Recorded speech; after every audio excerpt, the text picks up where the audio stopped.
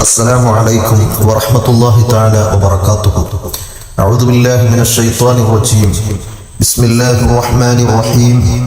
الحمد لله رب العالمين والصلاة والسلام على أشرف المرسلين وعلى آله وصحبه أجمعين أما بعد.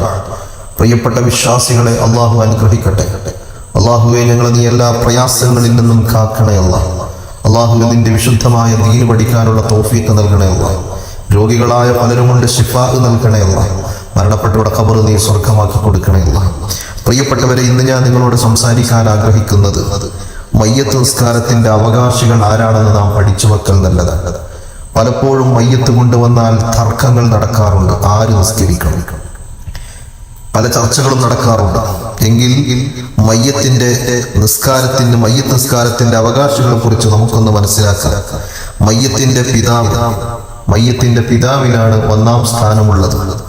പിതാവിന്റെ പിതാവ്, മകന്റെ മകൻ, മാതാപിതാക്കളൊത്ത സഹോദരൻ, പിതാവത്ത സഹോദരൻ, മാതാപിതാക്കളൊത്ത സഹോദരന്റെ മകൻ, പിതാവത്ത സഹോദരന്റെ മകൻ, പിതൃവ്യന്റെ മകൻ എന്ന് പറഞ്ഞാൽ ഇളയപ്പ മൂത്താപ്പമാരി, പിതാമഹന്റെ പിതൃവ്യന്റെ മകൻ, പിന്നെ ഉമ്മയുടെ പിതാവ്, അമ്മാവൻ, ഉമ്മയുടെ ഭാഗത്തിലൂടെയുള്ള പിതൃവ്യൻ എന്നിവരാണ് മയ്യത്ത് നിസ്കാരത്തിന് നേതൃത്വം നൽകേണ്ടത്.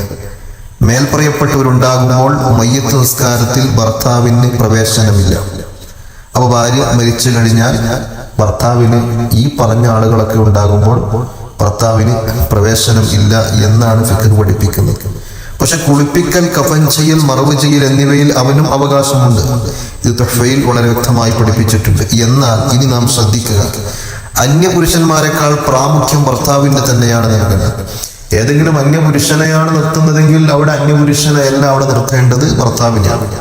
അപ്പോൾ ഒരു സ്ത്രീ മരണപ്പെട്ടു കഴിഞ്ഞാൽ ആ സ്ത്രീയുടെ അവകാശികൾ ആ മയ്യത്തിന്റെ പിതാവുണ്ടാകും. പിതാവിന്റെ പിതാവ്, മകന്റെ മകൻ, മാതാപിതാക്കളൊത്ത സഹോദരൻ എന്ന് പറഞ്ഞാൽ ഉപ്പയും ഉമ്മയും ഒന്നാണ് തങ്ങളുടെ സഹോദരൻ.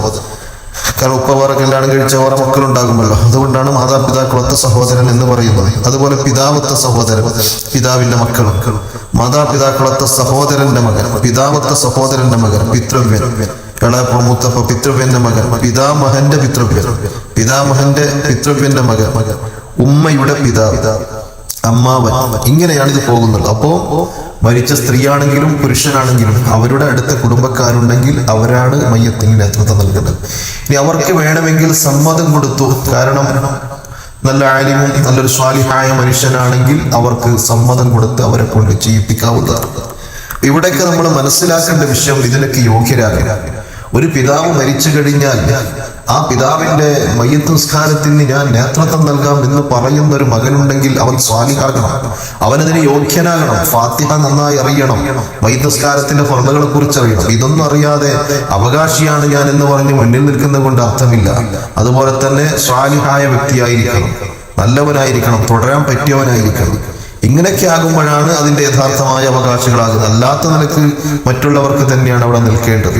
എന്ന് പറഞ്ഞാൽ അവരുടെ അടുത്ത ബന്ധുക്കൾ ആരും ഇല്ല, അതിന് യോഗ്യരായ ആളുകളില്ലെങ്കിൽ. അതുകൊണ്ടാണ് പലപ്പോഴും പള്ളിയിലെ ഉസ്താദിനെ ഇമാമത്തിൽക്ക് വേണ്ടി പറയുന്നത്, അല്ലെങ്കിൽ തങ്ങന്മാരോട് പറയുന്നത്, സാലിഹീങ്ങളോട്, വലിയ വലിയ പണ്ഡിതന്മാർ വന്നപ്പോൾ അവരോട് പറയുന്നത്, അവകാശപ്പെട്ട ആളുകൾക്ക് മറ്റുള്ളവരെ ഏൽപ്പിക്കാം. ഇനി പ്രിയപ്പെട്ടവരെ, നാം മനസ്സിലാക്കേണ്ട മറ്റൊരു വിഷയം, രണ്ട് മക്കൾ, രണ്ട് സഹോദരൻ തുടങ്ങി ഒരേ പദവിയിലുള്ളവർ ഒരുമിച്ച് വരികയും എല്ലാവരും ഇമാമത്തിന് അർഹരാവുകയും ചെയ്താൽ നീതിമാനും ഇസ്ലാമിലായി കൂടുതൽ പ്രായം ചെന്നതും ആരോണോ അവൻ ഇമാമായി നിൽക്കണം. കൂടുതൽ കർമ്മശാസ്ത്രം അറിയുന്നവനെക്കാളും പ്രാമുഖ്യം അവനാണ് എന്നായി പറഞ്ഞത്. നീതിമാനും ഇസ്ലാമുമായി കൂടുതൽ പ്രായം ചെന്ന ആള് അവരാണ് നിൽക്കേണ്ടത്. കാരണം മയ്യത്ത് നിസ്കാരത്തിന്റെ ലക്ഷ്യം പ്രാർത്ഥനയാണല്ലോ.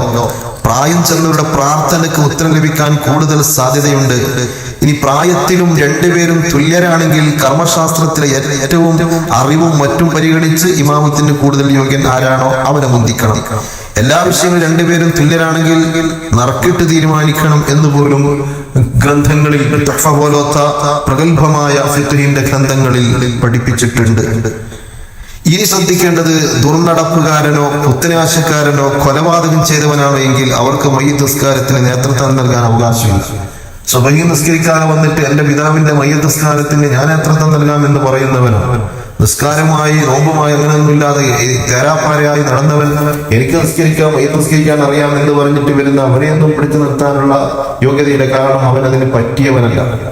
അതുകൊണ്ടാണ് പ്രിയപ്പെട്ട സഹോദരങ്ങളെ അതും കൂടെ നമ്മൾ മനസ്സിലാക്കേണ്ടത്. ഇനി നാം ചിന്തിക്കേണ്ട മറ്റൊരു വിഷയമാണ് മയ്യത്ത് നിസ്കാരത്തിന് വസിയത്ത് ചെയ്തിട്ടുണ്ടെങ്കിലോ, ഒരാൾ മരണമാസന്നമായ സമയത്ത് അല്ലെങ്കിൽ രോഗിയായി കിടക്കുന്ന സമയത്ത് വസിയത്ത് ചെയ്തിട്ട് ഞാൻ മരിച്ചാൽ എന്നെ ഇന്നയാളെ കൊണ്ട് മയ്യത്ത് നിസ്കരിപ്പിക്കണം. അപ്പോൾ ആ വസിയത്ത് നടപ്പിലാക്കാൻ പറ്റുമോ? അവരെ കൊണ്ടാണോ നിസ്കരിപ്പിക്കേണ്ടത്, അല്ലെങ്കിൽ മയ്യത്തിന്റെ അവകാശിയാണോ നിസ്കരിക്കേണ്ടത് എന്നും കൂടെ നാം മനസ്സിലാക്കുന്നതാണ്. മയ്യത്ത് നിസ്കാരത്തിന് നേതൃത്വം കൊടുക്കാൻ അവകാശിയല്ലാത്ത ഒരാളെ മരിച്ച വ്യക്തി ജീവിച്ചിരിക്കെ വസിയത്ത് ചെയ്തുവെന്ന് കരുതുക. എന്നാൽ അയാളുടെ സാന്നിധ്യത്തിൽ മയ്യത്ത് നിസ്കാരത്തിന് അവകാശമുള്ള വ്യക്തി ഹാജരായാൽ, ഒരാളെ വസിയത്ത് ചെയ്തിട്ടുണ്ട്, പക്ഷെ അയാൾ വന്നിട്ടുണ്ട്, പക്ഷേ നല്ല യോഗ്യനായ ആ മയ്യത്തിന്റെ അടുത്ത് അവകാശമുണ്ട്, അയാൾക്കൊരു കുഴപ്പമൊന്നുമില്ല. അങ്ങനെ വന്നു കഴിഞ്ഞാൽ ആർക്കാണ് ഇവിടെ അവകാശമുള്ളത്? അത് പലപ്പോഴും നമ്മൾ ചർച്ച ചെയ്യുകയും സംശയിക്കുന്ന വിഷയമാണ്. അയാളുടെ സാന്നിധ്യത്തിൽ മയ്യത്ത് നിസ്കാരത്തിന്റെ അവകാശമുള്ള വ്യക്തി ഹാജരായാൽ അവകാശിയാണ് നിസ്കാരത്തിന് നേതൃത്വം നൽകേണ്ടത്. ഇമാമത്തിനുള്ള പരമാധികാരം പ്രസ്തുത ബന്ധുവിന്റെ തന്നെയാണ്. ഇതിനെതിരായി വസിയത്ത് നടപ്പിലാക്കൽ ഒരു നിലക്കും നിർബന്ധമില്ല. കാരണം ഇമാമത്ത് ബന്ധുക്കളുടെ അവകാശമാണ്. അത് നീക്കിക്കളയാനുള്ള ഒരു അധികാരവും മരണപ്പെട്ടവർക്കില്ല. എന്നാലും ശ്രദ്ധിക്കുക, ചിന്തിക്കുക.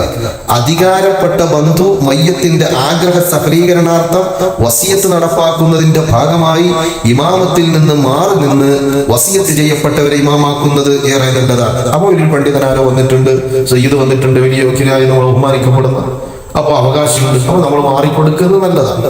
പക്ഷെ അവകാശം വാശി പിടിക്കുകയാണ്, എന്റെ പിതാവിന്റെ വൈദ്യസ്നെ ഞാൻ നിസ്കരിക്കുമെന്നുള്ളത്.